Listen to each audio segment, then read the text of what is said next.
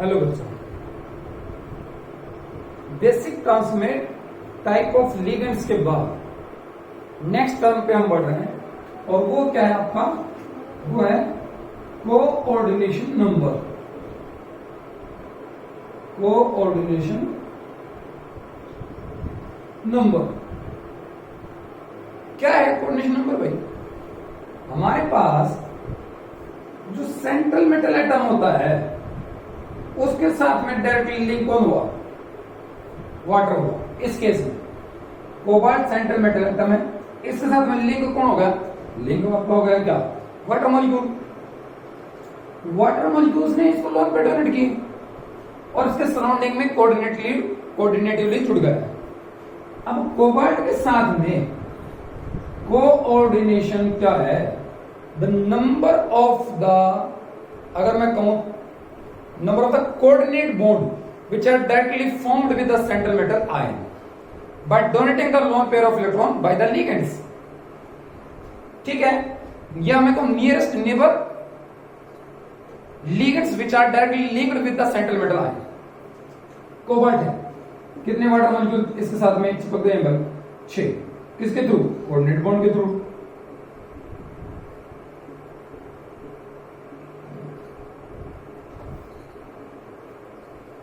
तो coordination number क्या हो गया? कोऑर्डिनेशन नंबर हो गया 6। लेकिन अगर मैं बात करूं इसकी, देखो CO इन का ट्वाइस, इन का थ्राइस, Cl3। तो इसमें कितने लिंकेज फॉर्मेशन हुई? ध्यान से सुनिएगा, इन कैसा डेंटेड है? बाइडेंटेड। कितने हैं? 3। एक इन कितने लोन पे डोनेट करेगा? 2। तो 3 कितने करेंगे? 6। कितने लिंकेज होंगे? 6। तो इसका भी कोऑर्डिनेशन नंबर क्या होगा? 6। इसका भी कोऑर्डिनेशन नंबर क्या होगा? 6 होगा। CrOX का 3, K3। OX क्या है? ऑक्सलेटो। कितनी इंटेंसिटी? 2 है, कितने? 3। 3 into 2 = 6। तो कोऑर्डिनेशन नंबर के लिए अगर मैं फॉर्मूला बनाऊं तो क्या बन जाएगा? डेंसिटी इंटू में नंबर ऑफ लिगेंड्स। Cl का 6, 3 नेगेटिव। तो कितना है? Cl कैसा डेंटेड है? मोनोडेंटेड। कितने नंबर में? 6। डेंसिटी कितना है? 1। नंबर कितना? 6। कोऑर्डिनेशन नंबर कितना? 6। सिंपल सा है कोऑर्डिनेशन नंबर। तो n इंटू में डेंसिटी, तो क्या करोगे? Coordination number. उसके बाद आता है कोऑर्डिनेशन स्फीयर। स्क्वायर ब्रैकेट के अंदर जो इनक्लोज्ड है, कौन कौन इनक्लोज्ड है भाई? स्क्वायर ब्रैकेट के अंदर, स्क्वायर ब्रैकेट के अंदर इनक्लोज्ड है सेंट्रल मेटल आयन और लिगेंड्स। और ये वाटर मॉलिक्यूल्स, ये लिगेंड्स इस सेंट्रल मेटल आयन कोबाल्ट के साथ में कोऑर्डिनेटिवली जुड़ा हुआ है और स्पेस में क्या करेगा? एक फिक्स पोजीशन ऑक्युपाई करेगा। किसके राउंड में? सेंट्रल मेटल आयन कोबाल्ट के सराउंडिंग में फिक्स पोजीशन ऑक्युपाई करेगा। तो क्या देगा? फिक्स शेप भी देगा, फिक्स ज्योमेट्री देगा, फिक्स शेप देगा। लेकिन इन टर्म्स को जो स्क्वायर ब्रैकेट के अंदर है, इनको बोलते हैं क्या? Coordination sphere. तो बोलते हैं इसको कोऑर्डिनेशन स्फीयर। और इसको क्या बोलते हैं? जो स्क्वायर ब्रैकेट के राइट साइड में होगा उसको बोलेंगे हम क्या? काउंटर अनायन। काउंटर अनायन। जैसे एक एग्जांपल और ले लेते हैं, K3 CrCN6। तो ये क्या होगा? कोऑर्डिनेशन स्फीयर होगा स्क्वायर ब्रैकेट के अंदर। और ये एक्सट्रीमली लेफ्ट साइड में, ये इसको बोलूंगा मैं काउंटर कटायन। काउंटर कटायन हमेशा किधर होगा भाई? काउंटर कटायन हमेशा होगा लेफ्ट साइड में स्क्वायर ब्रैकेट के। और काउंटर अनायन किधर होगा? काउंटर अनायन होगा राइट साइड में। अब देखो कितने कोऑर्डिनेशन नंबर है? 6। यहां पे भी कोऑर्डिनेशन नंबर कितना है? 6। और एक परफेक्ट क्या देंगे? शेप देंगे जिसको हम बोलते हैं कोऑर्डिनेशन पॉलीहेड्रा। तो बोलते हैं कोऑर्डिनेशन पॉलीहेड्रा। कोऑर्डिनेशन पॉलीहेड्रा में क्या है? एक परफेक्ट शेप प्रोवाइड करेंगे। किसको? कोऑर्डिनेशन कंपाउंड्स को। अगर 6 कोऑर्डिनेशन नंबर होगा कंडीशन नंबर कितना होगा 6, तो क्या देगा वो, कौन सी शेप बनाएगा बच्चों, ऑक्टाहेड्रल, ऑक्टाहेड्रल। अगर कोऑर्डिनेशन नंबर कितना होगा 5, तो क्या बनेगा TBP, ट्रायंगल बाई पिरामिडल, या स्क्वायर पिरामिड, TBP या स्क्वायर पिरामिडल बनाएगा। अगर कंडीशन नंबर कितना है 4, तो क्या बनेगा टेट्राहेड्रल या स्क्वायर प्लानर। ठीक है। अगर कंडीशन नंबर कितना होगा 3, तो क्या बनेगा ट्राइएंगुलर।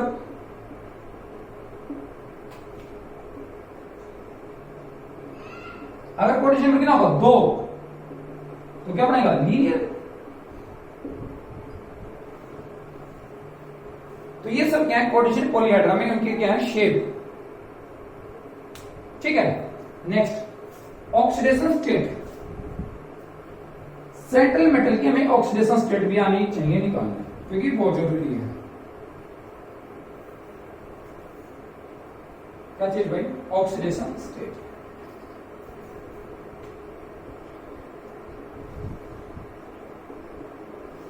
ऑक्सीडेशन स्टेट में मान लीजिए मेरे पास भी Cr H2O का होल 6 और Cl3, हमारे पास में न्यूट्रल है कोऑर्डिनेशन स्फीयर ही, लेकिन ऑक्सीडेशन स्टेट तभी आ सकती है, तभी हम कैलकुलेट कर सकते हैं जब हमें लिगेंड्स का चार्ज पता हो। न्यूट्रल लिगेंड्स है, पॉजिटिव है, नेगेटिव है, नेगेटिव है तो कितना नेगेटिव है, 1 नेगेटिव है, 2 नेगेटिव है, वो सब पता होना चाहिए। जैसे मैं इसकी बात करूं तो क्या है, मैं पहले जनरल तरीका बताता हूं, x प्लस 6 इंटू में 0 प्लस 3 इंटू में -1,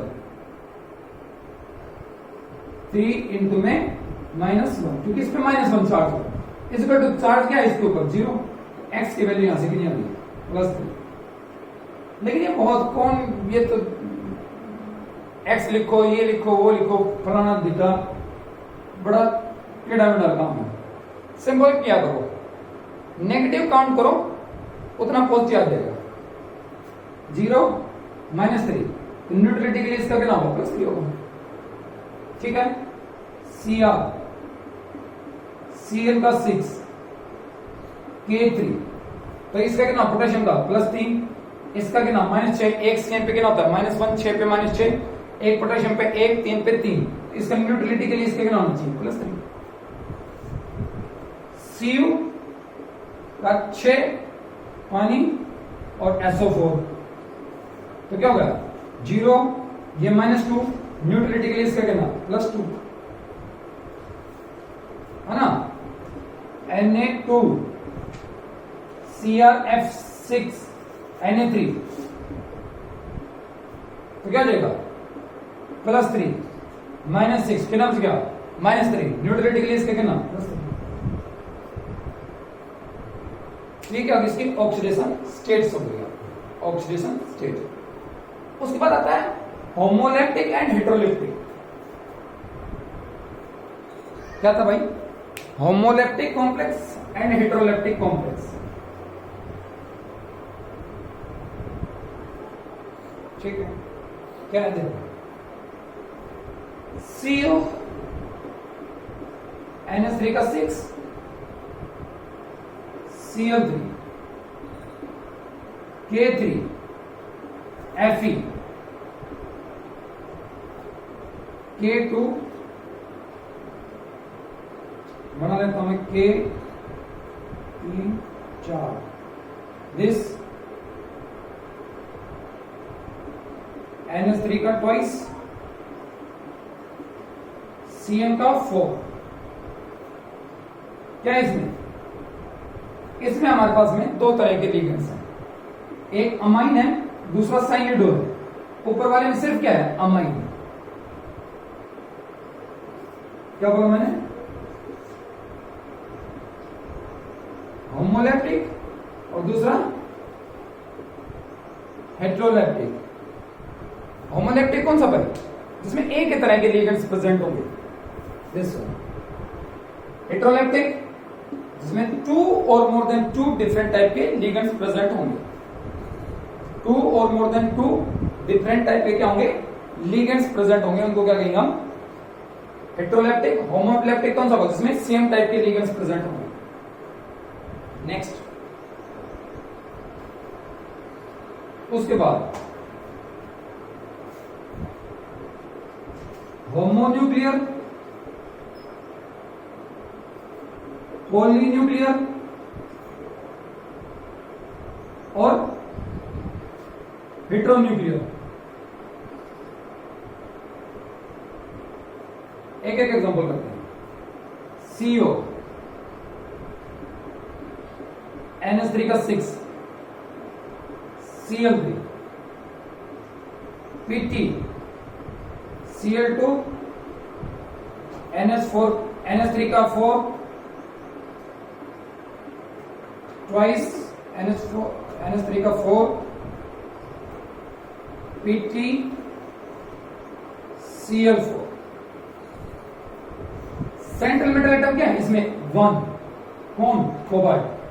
यहां पे सेंट्रल मेटल एटम क्या है, 2, और दोनों का नेचर क्या है, सेम है, दोनों सेम टाइप के हैं। तो 2 है, 2 या 2 से ज्यादा सेम टाइप की होंगी तो उसको बोलेंगे क्या, पॉलीन्यूक्लियर। पॉली मतलब नंबर्स ऑफ, 2 और मोर देन 2 क्या होंगे आपकी मेटल एटम होंगी। हेटेरोन्यूक्लियर कौन सा होगा, जिसमें डिफरेंट टाइप की होंगी, 2 और 2 से ज्यादा डिफरेंट नेचर की। Cl NH3 का 6, CO Cl का 6। 2 मेटल है, सेंट्रल मेटल एटम 2 है भाई। एक तो कौन है, क्रोमियम, दूसरा कौन है, कोबाल्ट। एक क्रोमियम, दूसरा कौन है, कोबाल्ट है। दोनों की ऑक्सीडेशन स्टेट क्या है, +3+3 है। लेकिन क्या दोनों का नेचर अलग है, एक क्रोमियम एक कोबाल्ट है, 2 डिफरेंट टाइप के मेटल्स हैं, तो इसको क्या कहूंगा, heteronuclear. Central metal atom 2 different nature के होंगे तो हेटेरोन्यूक्लियर, सेम नेचर के होंगे तो पॉलीन्यूक्लियर। अगर एक ही सेंट्रल मेटल एटम है तो उसको क्या कहूंगा मैं, होमोन्यूक्लियर। तो ये थी बेसिक टर्म्स किसकी, कोऑर्डिनेशन कंपाउंड्स को आगे पढ़ने से पहले जो हमने अभी पढ़ी है। उसके बाद नेक्स्ट आता है क्या, IUPAC naming of the coordination compounds.